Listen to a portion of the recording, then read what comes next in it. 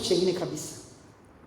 Adabu inabeba hofu, na adabu inakaa kwenye hofu ya Mungu. Kanisa halimhofu Mungu kwa sababu limepoteza kuwa na adabu. Kwa hiyo haliwezi kuwa na hofu ya Mungu. Na kwa sababu halina hofu ya Mungu, haliwezi kukaa na adabu mbele za Mungu. Bado kanisa ama mtu anajichagulia aina ya maisha yake anayoyataka. Naomba ulisikie tu neno hili kwa umakini kwamba hatuna uchaguzi wa maisha yetu ili mradi tumeokoka. Labda kama unasindikiza. Kama unasindikiza unaweza kaishi unavyotaka. Lakini kama ulifanya maamuzi ya kwamba nimeokoka, nataka kwenda mbinguni, lazima ufanye maamuzi ni vitu gani ambavyo vinatakiwa vipewe kipaumbele kwenye maisha yako. Hiyo ni lazima. Usipoweza kufanya uchaguzi huo kwamba nini kipaumbele kwenye maisha yangu, una hatari ya kutokufika mahali ulifikiri ama unapodhania kwamba utafika. Hatuchagui kuwa wale tunaotaka kuwa. Eti mimi Helena nataka kuwa hivi, kwa hiyo nitakuwa hivi. Sio chaguo langu. Mimi Helena sikuwa na uchaguzi wa kutaka kuwa mtumishi hivi, kufanya utumishi hivi. Nilikuwa na uchaguzi wangu mimi. Nilitolewa huko nikiwa na chaguzi zangu nyingi. Nikaburuzwa huko, nikarudishwa kwa sababu haikuwa kwenye uchaguzi wangu, ilikuwa kwenye uchaguzi wake. Bwana Yesu asifiwe sana. Na nataka mtu mmoja hapa ndani ajifunze hilo, ya kwamba si uchaguzi wangu mimi kuwa yule ambaye nataka kuwa, bali nitambue kwamba nilichaguliwa niwe yule aliyetaka yeye niwe. Na baada ya kutambua hilo, ndipo Paulo alifika mahali akasema, mimi jamani sio mimi ninaishi. Alitambua neno hilo baada ya kuona kwamba anapelekwa anakotaka yeye.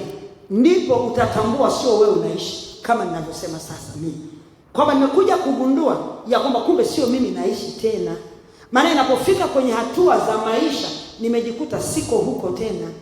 Siwezi, sina uwezo wa kuendesha maisha yangu mimi tena nilivyokuwa nayaendesha kule nyuma, kwa sababu niliondoka kwenye chaguzi zangu nikaingia kwenye uchaguzi wake. Kwa hiyo nilivyoingia kwenye uchaguzi wake, akaanza kuyaendesha yeye kwenye system yake ambayo itanilid mimi kwenye zile hatua zake, ndio zinifikishe kwenye hatima yangu. Na kama kuna mtu anataka kwenda mbinguni, basi aelewe kwamba anatakiwa akae na adabu. Na adabu sio kuja kanisani na kukaa hivi kama vile umenyeshewa na mvua, na kukaa hivi kama kuku mwenye kideri. Hapana. Adabu ni kuamua kufanya, kuishi yaliyo mapenzi yake. Tunasumbuka na mambo mengi huku duniani ambapo sisemi usisumbuke naye. Sikwambii usisumbuke naye, lakini tunasumbuka naye ambayo hata kesho yanaweza siwepo tena kwenye maisha yangu kama sitakuwepo. Kuna watu walisumbuka na mambo mengi lakini leo hawapo tena. Hata jana kuna mmoja alikuwa anasumbuka pia. Hata usiku kuna mwingine alikuwa anasumbuka, usiku kucha kuna mwingine hajalala akisumbukia maisha ya leo mchana. Lakini bahati mbaya sana mchana huu ninavyozungumza hayupo. Kwa sababu alifikiri ni uchaguzi wake. Hakujua kwamba maisha yake yako kwenye mikono ya mtu mwingine. Tena mbaya kabisa ni kama hakuweza kukaa na adabu mbele za Mungu. Kwa hiyo kumbe maisha yake yalikuwa hayako kwenye mikono hata ya huyo ambaye alitakiwa awe na adabu na yeye. Yalikuwa kwenye mikono ya mharibifu. Ndipo mharibifu akamvuna. Na alipomvuna akajikuta mahali ambapo sipo. Wewe utakuwa wapi sasa? Ama unafikiri nini? Utaendelea kuishi na uchaguzi wako? Utaendelea kufikiri unavyofikiri wewe? Utaendelea kufanya unavyotaka wewe? Sikiliza nikueleze. Mtu asije akakwambia ya kwamba najifanya mnatumikia Mungu, sijui nini maisha utafanyaje. Sikiliza nikueleze. Hizo ratiba za maisha Mungu anazijua. Katika kumtumikia anazo kazi atakazokupa yeye. Kama hizo ulizonazo ndizo zinazokusudia, mbona yeye anazo? Kwa sababu kama hiyo ulionayo ndio inayokusudia, maana kuna ya kwake anayo kwa ajili yako. Ni wewe ukubali kukaa kwenye uchaguzi wako, ndio hivyo sasa inabidi ushinde.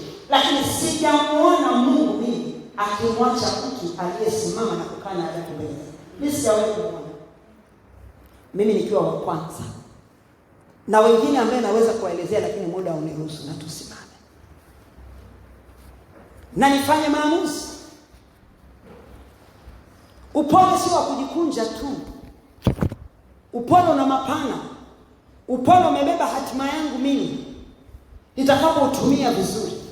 nikauruhusu ufanye kazi ndani yangu, aina ya maisha ambayo nimezoea kuishi itapotea, itafutwa, haitaonekana tena, itafutwa kabisa na Mungu. Na mimi najaribu hata kukumbuka, alafu naanza kuona ni kitu kigeni kwangu, alafu naanza kujiuliza, hivi nilikuwa naishije? Naona kwamba nilikuwa naishije, maana ninaona raha ya kuishi hivi ninavyoishi. Sikiliza nikueleze, lazima ufanye maamuzi ya kukaa kwenye chaguo lake ili aweze kukuendesha yeye. Ana kila kitu chako. Kwani wewe nani alikuleta huku duniani? Ndio hata tuhangaike na mimi. Nani alikuleta huku duniani? Ulimwandikia barua Mungu akulete? Mamako aliomba? Wale wanaokwenda kuomba kule kwa waganga wanapewa nyoka za kuzimu. Wanazaa kweli, lakini wanazaa watoto wa kuzimu. Wewe uliyezaliwa katika hali ya kawaida, uliomba wewe uzaliwe au kuomba?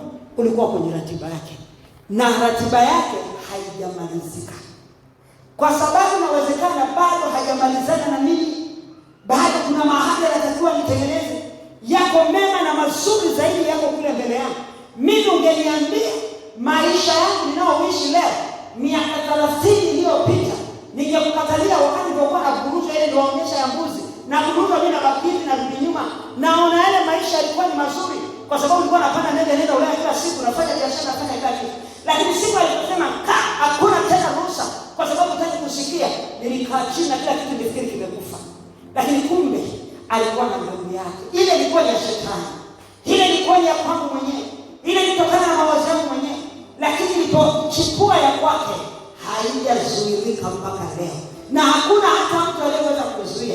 Wanadamu walipojaribu walishindwa, shetani mwenyewe amejaribu ameshindwa, hawezi. Mimi ni shahidi, na kama alivyoweza kwangu na kwa wengine ambao wamejaza shuhuda hizi tele zipo, anaweza na kwako. Nachotakiwa, hakikisha utulivu ndani ya moyo wako, hakikisha hekima ya Mungu inakaa na wewe, hakikisha unakaa na adabu mbele za Mungu. Tusivuruge vitu vya Mungu, tusivuruge taratibu za Mungu kwenye maisha yako kwa sababu ya kukimbizana na mwendo unaokimbia nao usiojua hata unaenda kufika wapi. Usikimbize Mungu ukimchanganya na mambo yako. Mungu ana nafasi yake mwenyewe. Rigosaka ya mashaka ya masai, anasema nataka nafasi yangu kwa sababu nimefika wakati nataka kutembea na watoto wangu. Lakini nawapata wapi watoto wangu niweze kutembea nao? Nawapata wapi? Nafikiri leo ni siku yako. Mwambie mimi niko tayari.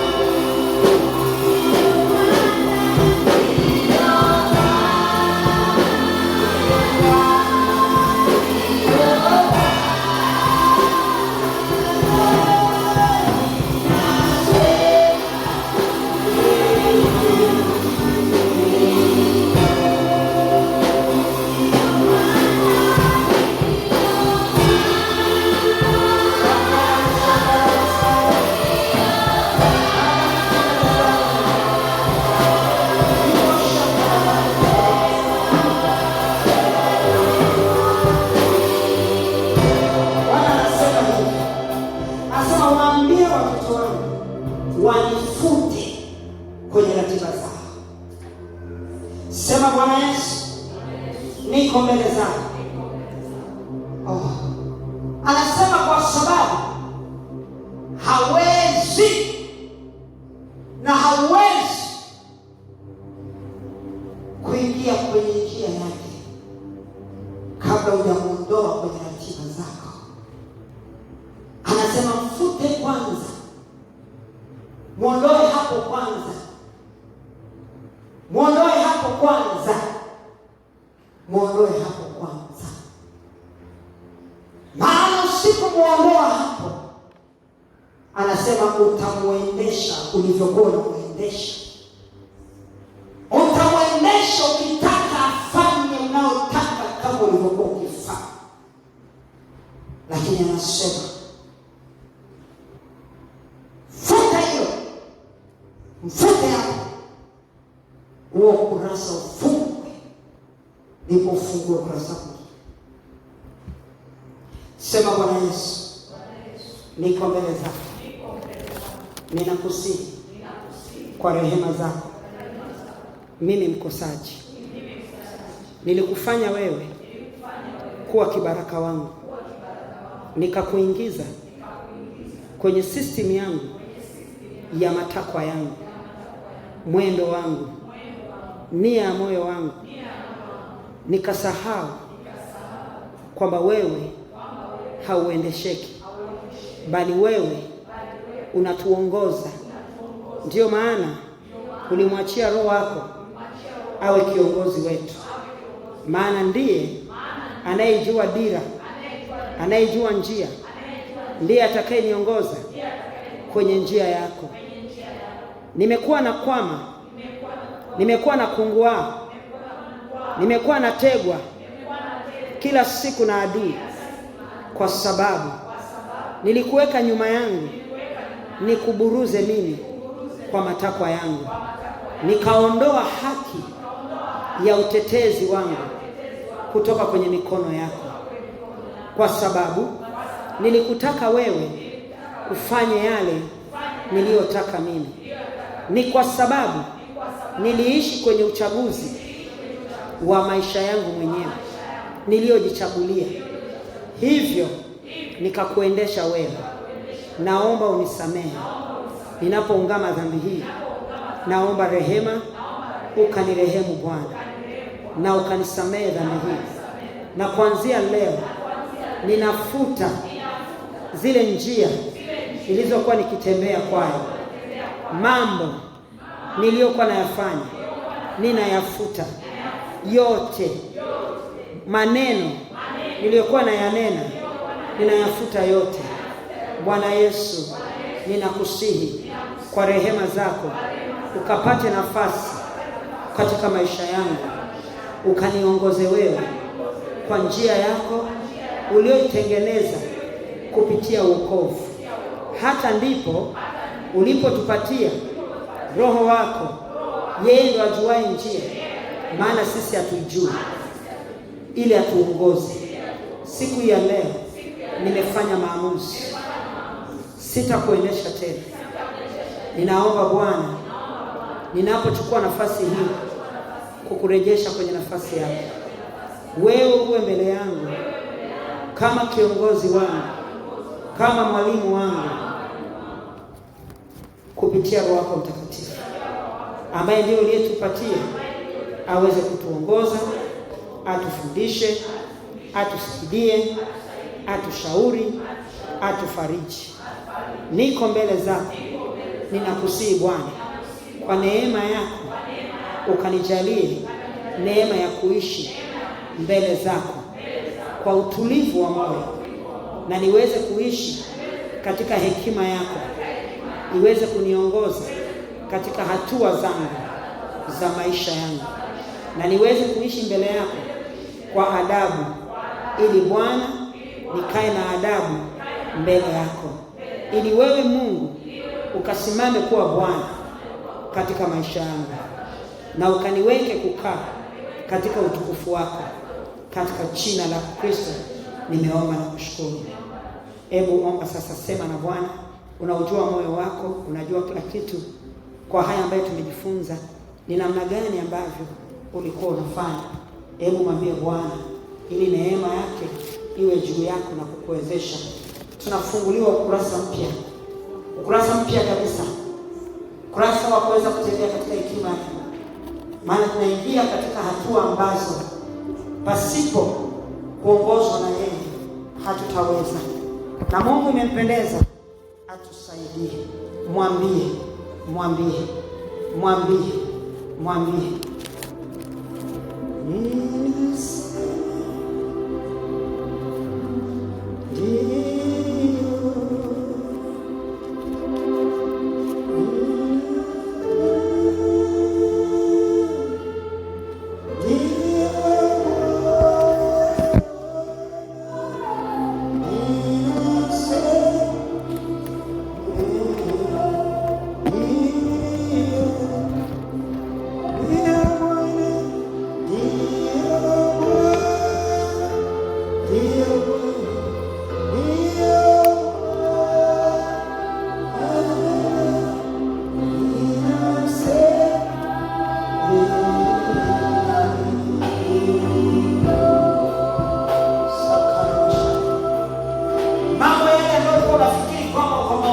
unaweza kumwelesha Mungu akafanya. Haya ni makosa mojawapo ambayo tumekuwa tukifanya. Tukifikiri kwa sababu naweza kuomba, kwa hiyo Mungu anaweza kufanya. Mungu anafanya hata bila kuomba. Jambo tunatakiwa kuomba. Lakini kiburi cha uzima kilijengeka ndani ya kanisa, ya kwamba kwa sababu naweza, kwa hiyo ndio Mungu anafanya. Mungu hafanyi kwa sababu mimi nimefanya. Mungu hafanyi kwa sababu mimi nimesema. Mungu anafanya kwa sababu ni jukumu lake kufanya. Anafanya kwa sababu ni wajibu wake. Sakara mashakara masaya, hiyo shaka ya mashakara masaya. Yale tuliyochukua katika mazoea, kwa sababu najua Mungu atafanya tu. Matumizi mabaya ya neema yake aliyoachilia kwetu, tutakaa kwenye kuzoelea, tukamfanya Mungu kama mjakazi wetu. Mungu sio mjakazi wetu Bwana. Wewe, Mungu anaitwa Jehova, anaitwa Muumba wa mbingu na nchi. Hajawahi kuwa mjakazi wa mtu na kamwe hatakuwa. Leo kanisa limefanya kuwa mfanyakazi wao, kama kwa sababu nimejichanganya huko kwenye matakataka ya shetani. Nikija kwake nikiwa na pesa zangu, nikitaka kuombewa kwa sababu nina pesa zangu, nitaombewa na Mungu atafanya. Mungu afanye huo upumbavu. Jamani, badala ya kutoka na Mungu, watu wanatoka na mashetani kwenye maeneo kama haya. Mungu anasema futa na ukanye adabu mbele zake kama mwana.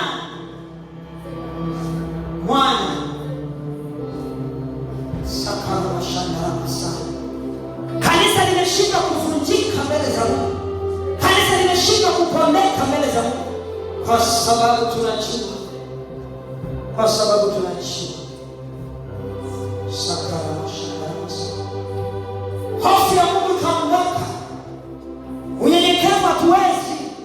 Pamoja na kwamba Yesu amesema tujifunze kutoka kwake, yeye ni mpole na mnyenyekevu. Hatuwezi kuishi na unyenyekevu kama hatujakubali kuvunjika.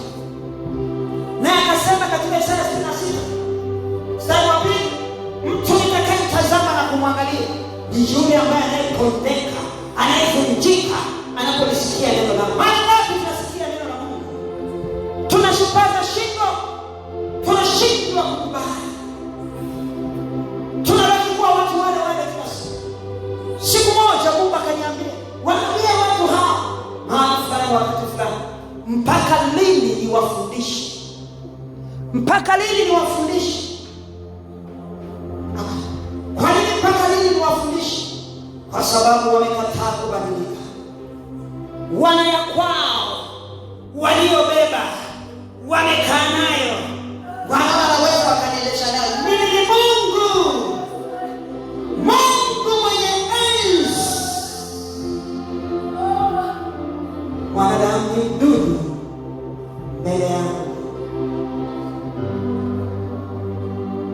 Tujifunze kukaa na adabu mbele za Mungu. Hekima ya Mungu haiwezi kukaa ndani ya mtu asiye na adabu mbele za Mungu. Kanisa, tujifunze. Sakara mashandara kusani. Anasema wakati wangu umefika, na nitaka kanisa langu ni kwa yule atakayekubali kushuka, kupondeka, kunyenyekea, ndio ataweza kuniona kwenye maisha. Utamwona akitembea na wewe, utamwona akiishi na wewe. Haiji kwa sababu ulifunga siku 40, lakini mkaidi. Haiji kwa sababu ulifunga siku 7, lakini sio mtii. Haiji kwa sababu ulifunga siku 3 na kwa sababu unajua kuomba. Inakuja kwa sababu nimekubali kushuka mbele zake. Yeye awe Bwana kwangu na mimi niwe mwana wake. Na hiyo ndio sura ya mapinduzi anayotaka kuifanya leo. Sakara mashanda na masa, shaka ya mashanda na masa, awe Bwana na mimi nibaki kuwa mwana. Ribo shaka ya mashanda na masa, ribo seke ya mashanda na masa, saka ya mashanda na masa, soka saka ya mashanda na masa. Oh, haleluya. Wanasema mapenzi yako yafunjike yote, yafunjike, ya kwake yasimame. Hasa karama shandara masani, niho sakara shandara masani. Mapenzi yako Mungu yafanyike katika maisha yetu, maana wewe ni mfinyanzi wetu. Sisi ni toyo tu, ni udongo. Sisi ni udongo. Turehemu, maana tulikuwa dai wewe ambaye ndio mfinyanzi. Ulipotuponda ponda, tulidai haki sio yetu. Ulipotaka kutufinyanga kwa namna hii, tulikataa. Tulitaka utufinyange tunavyotaka sisi, na haikuwezekana. Ndio maana tulibaki tumesimama na kushupaza shingo. Hata ulipotutaka kushuka mbele zako, hatukuweza tena kushuka mbele zako. Hiyo shingo iliyoshupaza leo na ikavunjika kwa jina la Yesu Kristo.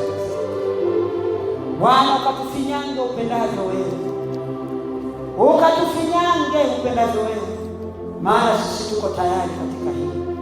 Ni wakati wako.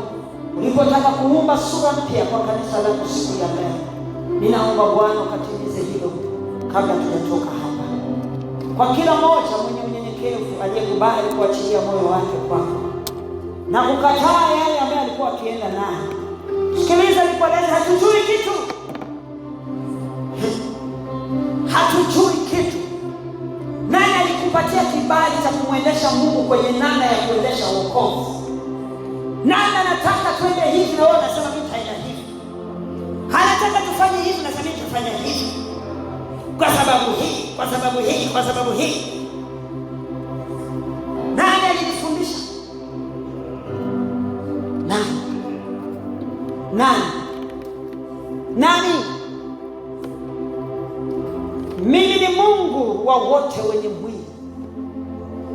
Mungu wa wote wenye mwili.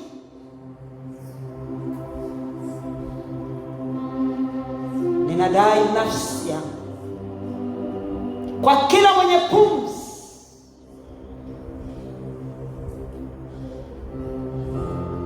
Nadai nafsi yangu kwa kila mwenye pumzi,